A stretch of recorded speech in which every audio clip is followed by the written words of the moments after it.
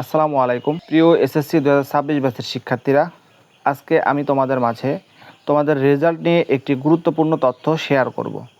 তো শেয়ার করার পূর্বে চলো আমরা বিগত বছর অর্থাৎ 2025 সালের একটি রেজাল্ট বিশ্লেষণ করে আসি। তো তোমরা হয়তো অনেকেই জানো, আবার অনেকেই জানো না যে 2025 সালে কিন্তু 134টি প্রতিষ্ঠানের কোনো শিক্ষার্থী কিন্তু পাশ করেছিল না। অর্থাৎ সারা দেশে 134টি শিক্ষা প্রতিষ্ঠানে শতভাগ ফেল হয়েছে। এসব প্রতিষ্ঠানের একজন পরীক্ষার্থীও কিন্তু পাশ করতে পারেনি। এটি অবশ্যই উদ্বেগের বিষয়। তবে এর অর্থ এই নয় যে পুরো বোর্ড বা পুরো জেলার ফল খারাপ হয়েছে, বরং কিছু নির্দিষ্ট প্রতিষ্ঠানের ফলাফল অত্যন্ত দুর্বল হওয়ায় এই সংখ্যা তৈরি হয়েছে।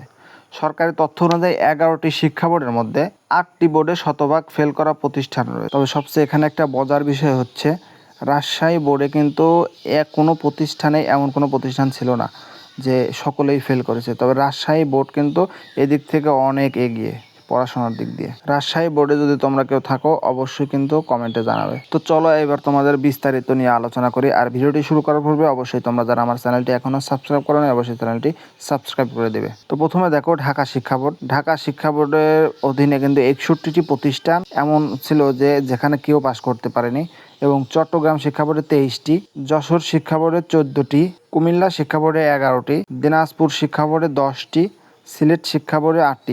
এগুলো কিন্তু বোর্ড। এই বোর্ডের অধীনে কিন্তু যেমন সিলেট বোর্ডের অধীনে 8টি প্রতিষ্ঠান এবং দিনাজপুর বোর্ডে 10টি প্রতিষ্ঠানে এমন ফলাফল এসেছে। কুমিল্লা শিক্ষা বোর্ডে 11টি এবং যশোর শিক্ষা বোর্ডে 14টি, চট্টগ্রাম বোর্ডে 23টি। আসলে এই সমস্ত বোর্ডের এই যে সংখ্যাগুলো আছে, যেমন চট্টগ্রাম আছে 23টি, এই 23টি প্রতিষ্ঠানের কোনো শিক্ষার্থী কিন্তু পাশ করতে পারেনি।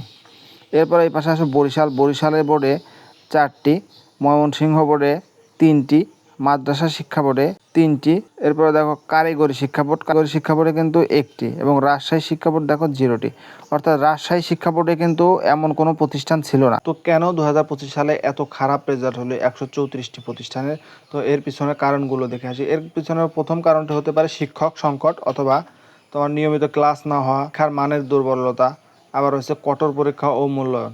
তো কঠোর পরীক্ষা ও মূল্যায়ন এই বিষয়টি কিন্তু অত্যন্ত গুরুত্বপূর্ণ একটি কথা। যদি গত বছর কঠোর পরীক্ষা হয়ে থাকে তাহলে কিন্তু সেক্ষেত্রে 134টি প্রতিষ্ঠানে সবাই ফেল করা এটি কিন্তু কোনো উদ্বেগের কারণ নয়, এটি হতেই পারে।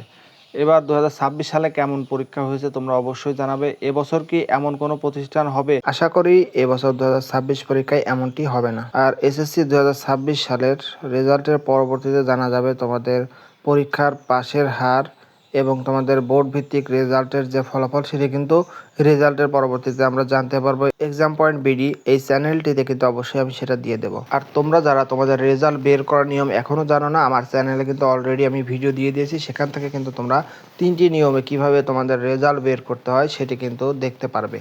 তো আজকের মতো ভিডিওটি আমি এখানে শেষ করছি। পরবর্তী ভিডিওটি পেতে অবশ্যই এক্সাম পয়েন্ট বিডি সাবস্ক্রাইব করে পাশে থাকবে।